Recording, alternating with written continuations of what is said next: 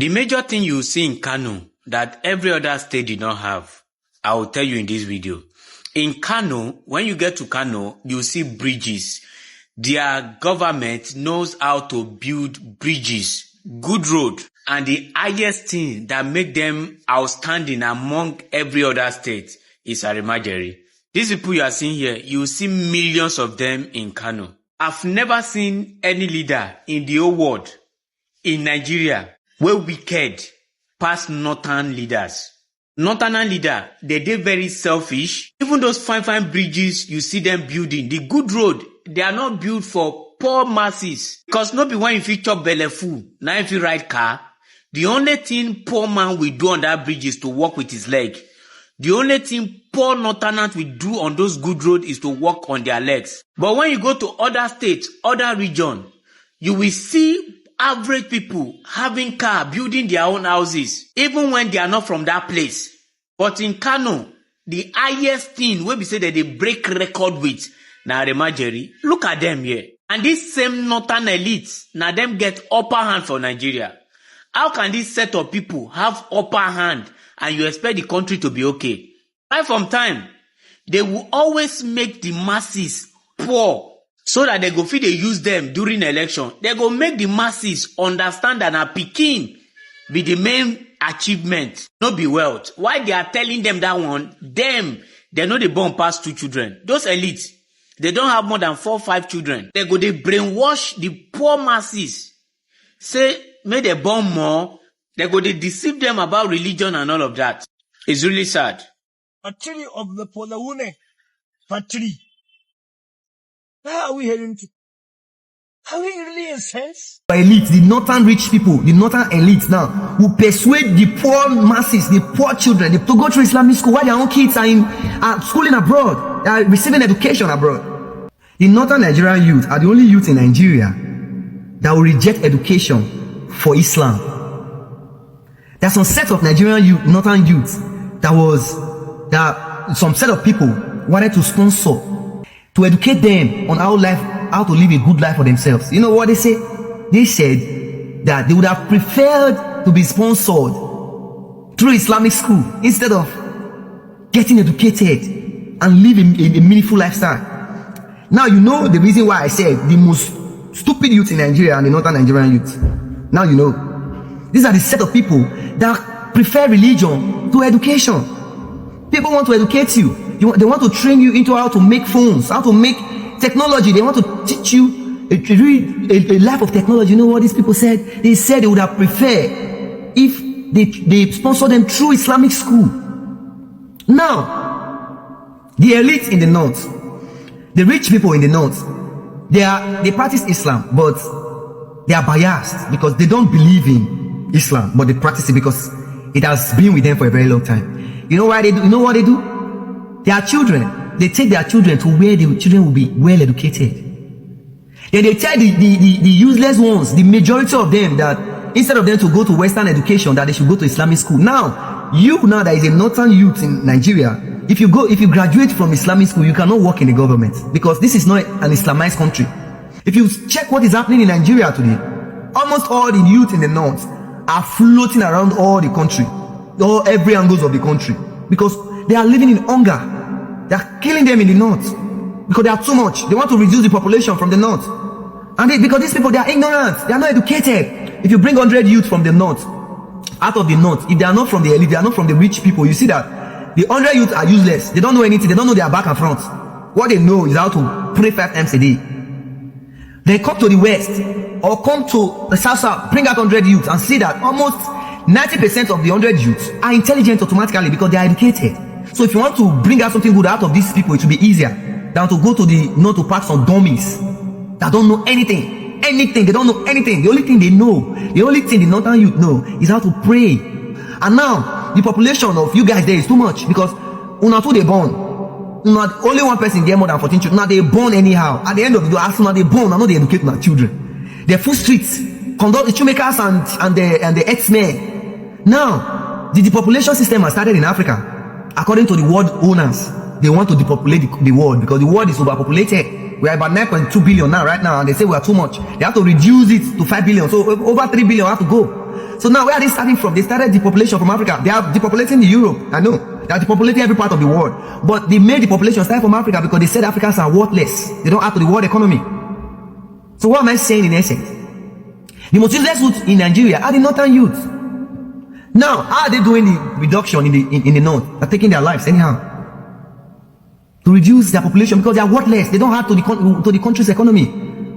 They don't know how to do anything. The only what they know how to do is shoemaker and how to make tea. The next thing they know is how to pray. You will pray and pray. You will still remain poor. Not until the northern youth of Nigeria wake up and start thinking with their head. Nigeria will never be balanced. The situation in the northeastern part of Nigeria is really worrisome. If you go to some places, you see what is going on.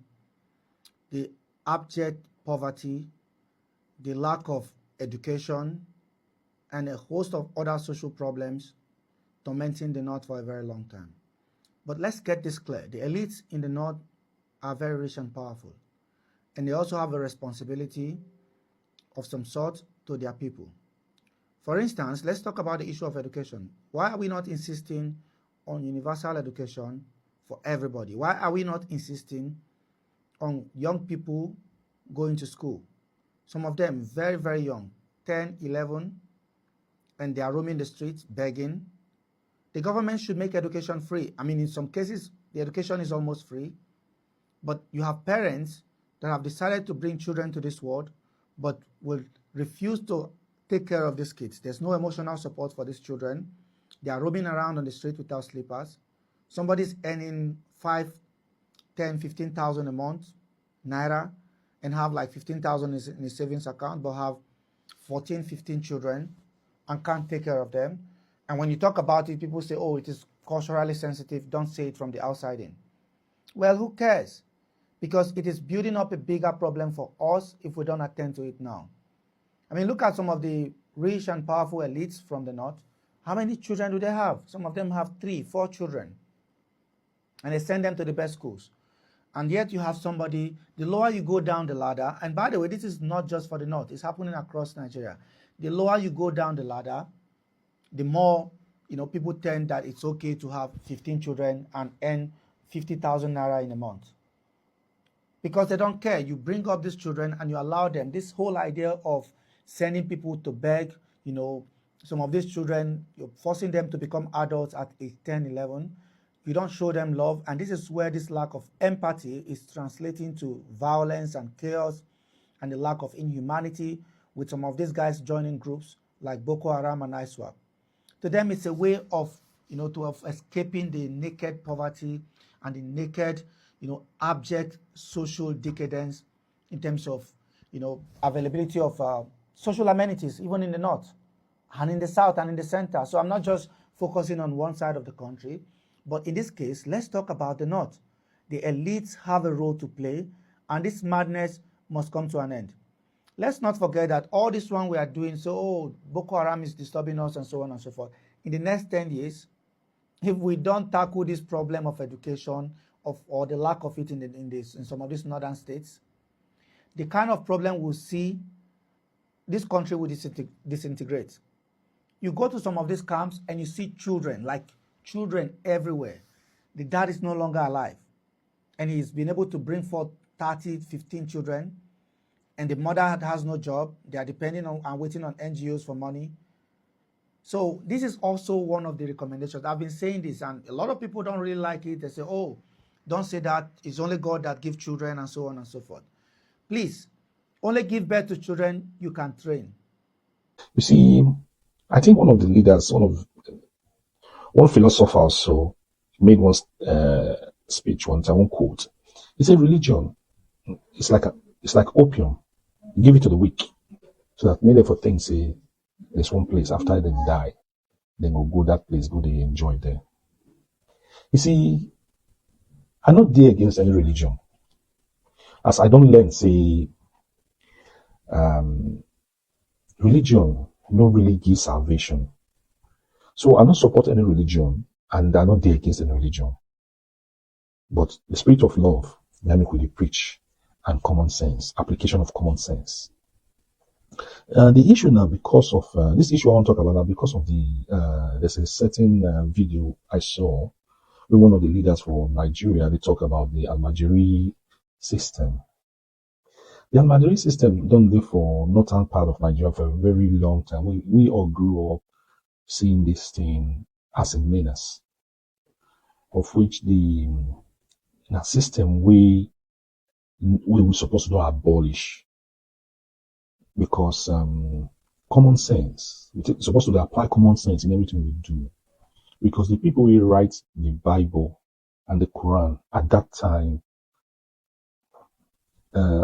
civilization don't really, based on their understanding and the knowledge we can get at that time, and they implement some dogma, some laws or whatever. But now, if you say them they are alive at this time, they could do them differently, because that time, a camel that they travel on, no telephone, no internet, no aeroplane, no motor. You understand? No boats, no fast flight, no electric train. So the Almajiri system is supposed to exist again, because people will take and they exploit the poor people. They don't give the poor people, they don't make them poor inside here. Not by like this again. They don't pour inside here, believing in things we know they exist. Because I don't really want to go into religion. I don't want to talk about religion because they're very complex. I don't really want to go deep down because I don't want to hurt anybody's feeling or ego or their fundamentals. I just want to say the Almajiri thing, not the work. If you think, say, because of religion, Almajiri thing, a good thing, make one of your pikin or your brother, your relative, they beg for streets. You need to go to Kano and see what they call Almajiri. You need to go to the northern part of Nigeria, go see children. They be saying that only one shirt, only one cloth they wear for years. They live on the streets. They beg for food. Some of them they beg for food as you eat the they will surround you for buka there. Once you drop your plate, you never, if you say, well, drink water, they don't carry the food wrong. What does that mean? They're like children of the prophets. No. That's very wrong. It's a wrong ideology. Go to Saudi Arabia. Go to the Middle East. Go to the places where we say that their language, they write these books where they read to. This book will they follow. They practice and like that. Kids are taken off the street. Kids are well educated. They feed them well. They go good schools, because the children of today are the leaders of tomorrow. If the Almajiri is waiting for street tomorrow, they're not waiting for street today. They cannot be leaders of tomorrow because you don't give them education. You don't give them good health care. So my brothers and my sisters, I beg of you, not gonna not think say that thing a better thing, because Almajiri system is a good thing. To us, Almajiri.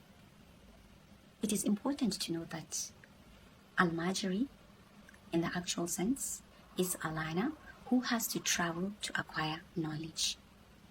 But the reality of what it is today is far from what it is. This proves that any misconception can become a reality if not addressed.